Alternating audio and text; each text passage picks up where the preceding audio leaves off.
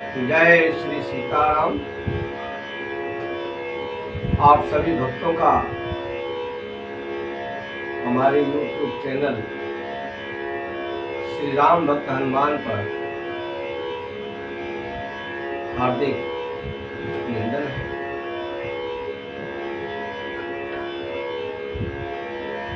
आज मैं आप लोगों के समक्ष एक बहुत ही सुंदर प्रसंग लेकर उपस्थित हूँ और ये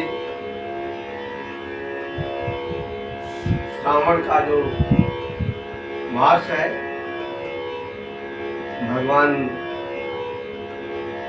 शिव का मास है और इस प्रसंग में भगवान शिव माता पार्वती को श्री रामचरितमानस का महात्म और श्री राम कथा सुनने का फल क्या होता है उसके विषय में माता पार्वती को बता रहे हैं। आइए सुनते हैं और अपने इस मानव जीवन को सफल बनाते हैं।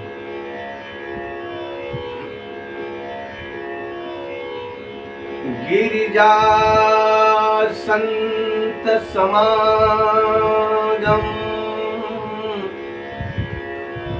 समन लाभ कछुआन बिनु हरि कृपा न होई सो गावत वेद पुराण। भगवान शिव कह रहे हैं, हे गिरिजा, संत समागम के समान और संत समागम से जो लाभ मिलता है ऐसा लाभ दूसरा कुछ भी नहीं है। और यह लाभ तभी मिलता है जब तक प्रभु की कृपा नहीं होगी। श्री हरि के कृपा के बिना ये संत समागम नहीं है। ऐसा वेद पुराण बताते हैं और जिनका जस गाते हैं। आगे भगवान शंकर कह रहे हैं, कहे परम पुनीत इतिहासा सुनत श्रवण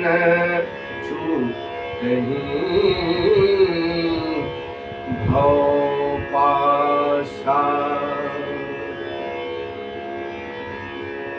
प्रणत कल्पतरु करुणा पुंजा उपजय प्रीति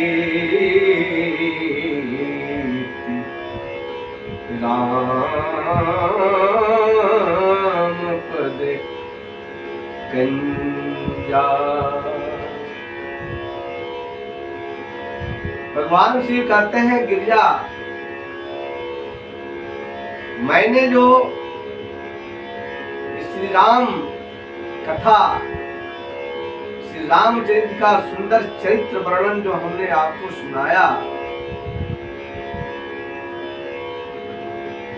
उसको सुनने से इस संसार के भव बंधन से मुक्ति मिल जाती है। कह रहे हैं कि प्रणत कल्पतरु करुणा पुंजा उपजय प्रीति राम पद कंजा। कह रहे हैं कि जो श्री रामचंद्र जी की इस पावन कथा को सुनता है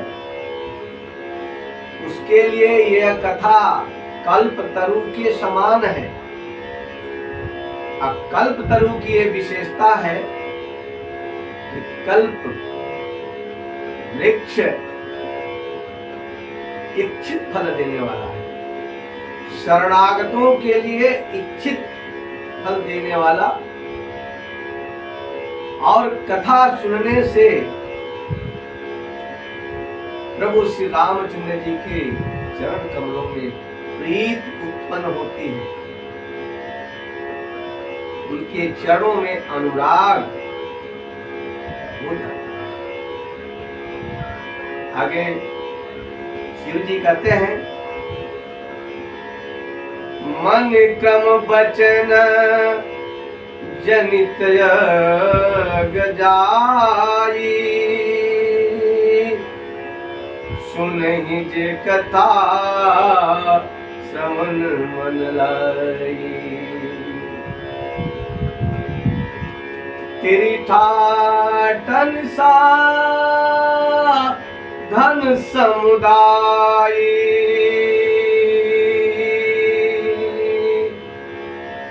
जोग विराग ज्ञान निपुणाई।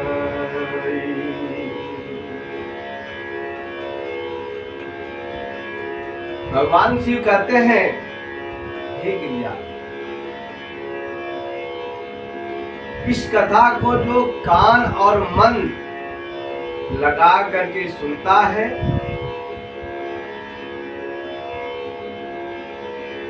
उसके मन, वचन और कर्म, शरीर से उत्पन्न सारे पाप नष्ट हो जाते हैं। तीर्थ यात्रा आदि, योग विराग ज्ञान में निपुणता, ये जो सब साधन है भक्ति के, नाना कर्म धर्म व्रत दाना, संजम दम जप तप मख नाना। करें कि नाना प्रकार के कर्म धर्म व्रत दान और अनेकों प्रकार के संयम, जैसे दम जप तप यज्ञ, भूत दया द्विज गुरु सेवकाई, विद्या विनय विवेक बड़ाई। प्राणियों पर दया, ब्राह्मण और गुरु की सेवा, विद्या विनय विवेक बड़ाई, ये सब भक्ति के साधन हैं। शिव जी कहते हैं कि जहाँ लगी साधन वेद बखानी, सब कर फल हरि भगति भवानी। शिव जी कहते हैं कि ये जितने भी साधन बताए गए हैं उन सबका फल एक ही है, और वो है श्री हरि की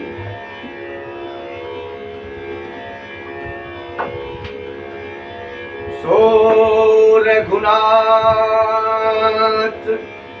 भगत सुति गाई,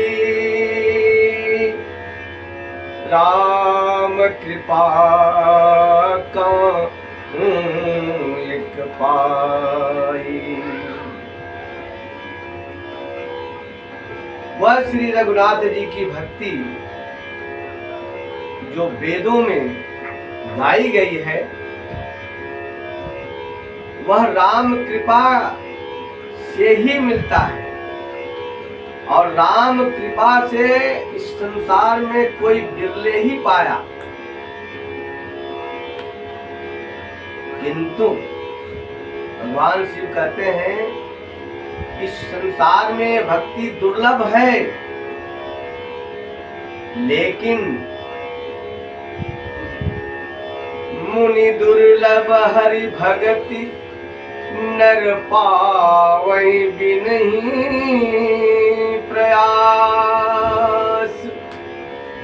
जे यह कथा निरंतर सुनहि मान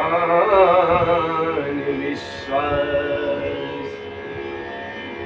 भगवान शिव कह रहे हैं कि जो हरि की भक्ति मुनियों के लिए दुर्लभ है, वह भक्ति मनुष्य को बिना परिश्रम के ही प्राप्त हो जाती है। परंतु कैसे प्राप्त होती है? जे यह कथा निरंतर सुनहि मान विश्वास। जो इस राम कथा को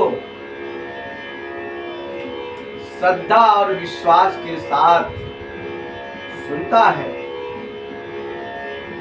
उसे हरि भक्ति बहुत ही आसानी से सुलभ हो जाती है।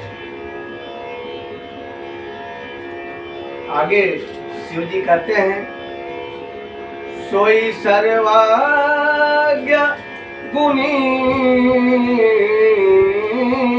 सोई ज्ञाता सोई महिमंडित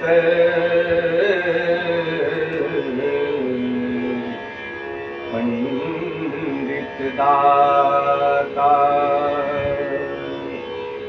धर्म परायण सोई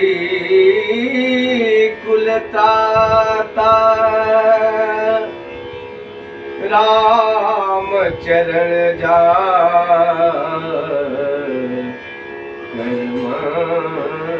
लाता। भगवान शिव कहते हैं, हे पार्वती, जिसका मन भगवान श्री रामचंद्र जी के चरणों में रम गया है, जिसे उनके चरणों में अनुराग हो गया है, वही सर्वज्ञ है, वही सब कुछ जानने वाला है, वही गुणी है, वही ज्ञाता है, वही इस धरती का भूषण है, वही पंडित है और वही दानी है। धर्म परायण सोई कुलताता राम चरण जा कर मन राता। वही धर्म पारायण है और वही कुल का रक्षक है, जिसका मन प्रभु श्री रामचंद्र जी के चरणों में अनुरक्त हो गया।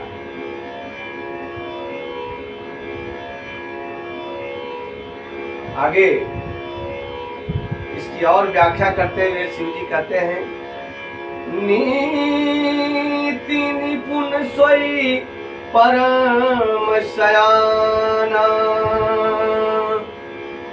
श्रुति सिद्धांत नीक तेहि जाना सोई कवि कोविद सोई रणधीरा जे छल छाई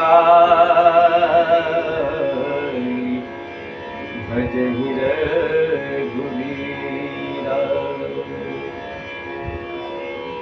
भगवान शिव कहते हैं कि जो छल कपट छोड़ करके श्री रघुवीर को भजता है, श्री रघुवीर का भजन करता है, वही नीति निपुण है, वही परम ज्ञानी है, और वही वेदों के सिद्धांत को भली भांति जान पाया है, वही जानता है, वही कवि है, वही विद्वान है, वही रणधीर है, जो छल कपट छोड़ करके श्री रघुवीर का भजन करता है।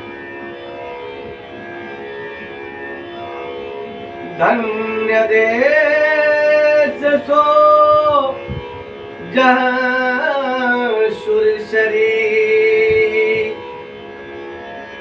धन्य नारी प्रति व्रत अनुसरी।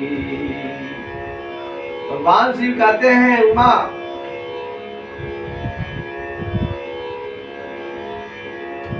वही देश धन्य है जहां दुर्गा जी, और वह नारी धन्य है जो पतिव्रत धर्म का पालन करती है।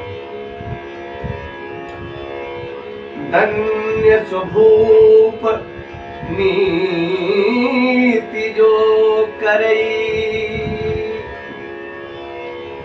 धन्य सुद्वीज निज धर्म टरई।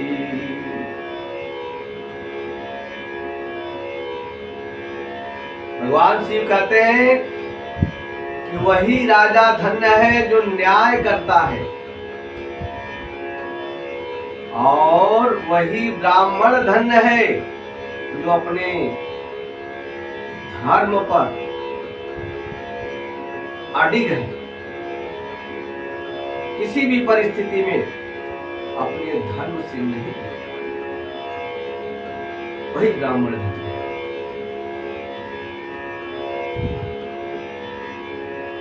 आगे भगवान शिव कहते हैं, शोधन धन्य प्रथम गति जाकी,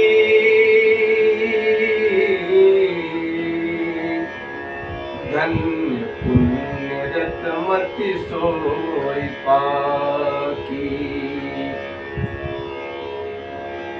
वही धन धन्य है जिसकी प्रथम गति होती है। प्रथम गति मतलब जो धन दान में व्यय होता है, वही धन धन्य है। और वह बुद्धि परिपक्व बुद्धि है जो पुण्य कार्यों में लगी हुई है। धन्य घड़ी सोई जब सत्संगा, धन्य जन्म द्विज भक्ति अभंगा।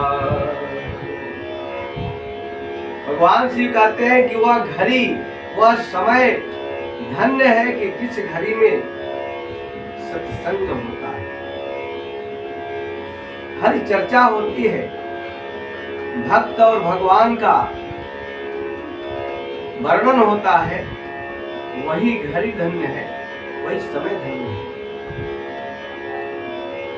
धन्य जन्म द्विज भक्ति अभंगा। और मनुष्य का वही जन्म धन्य है जिसमें ब्राह्मण की अटूट भक्ति है, वही जन्म धन्य है। अंत में भगवान शिव कहते हैं, सो कुल धन्य उमा सुनु, जगत पूज्य सुपुनीत श्री रघुबीर परायण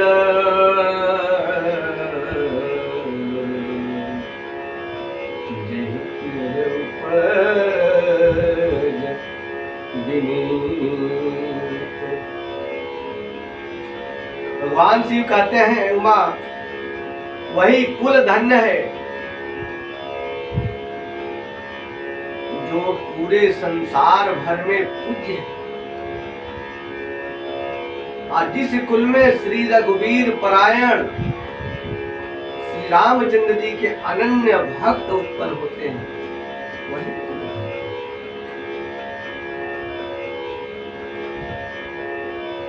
इसलिए कहा जाता है जिस कुल में भगवान का भक्त पैदा होता है वो पूरे कुल का उद्धार कर देता है। इस प्रकार भगवान शिव ने माता पार्वती को श्री रामचरितमानस का महात्म्य और उसका फल बताया।